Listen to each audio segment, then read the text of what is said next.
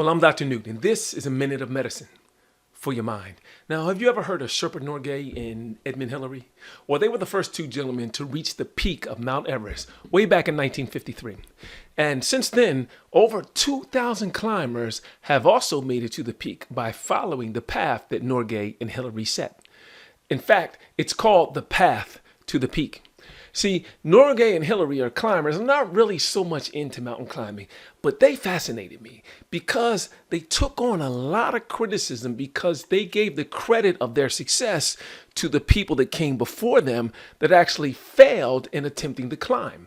They said that the patterns of the path that those folks set, it showed them what they needed to do to get at least as far as them, and when they needed to pull something out of their bag of tricks so they can think outside the box to get maybe a little further.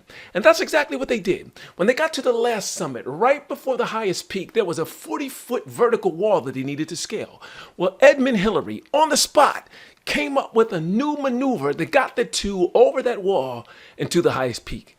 When they came down off the mountain, they told everyone of their adventures, and then they taught them the maneuver that Edmund Hillary came up with.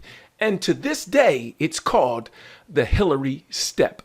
You see, what I'm trying to say to you today is real simple, see.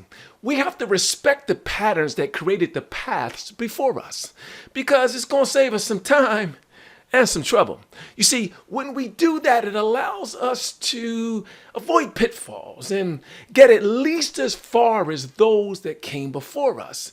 But more than that, it makes us aware of when we need to reach within ourselves to create and innovate and come up with something new so that we could conquer those obstacles that are still before us that those who came before us were unable to conquer.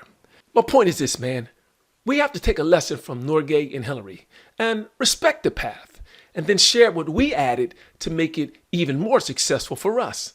That way, those that come behind us, well, they can find the path to their peak too. I'm Dr. Newt, and this was a minute of medicine for your mind.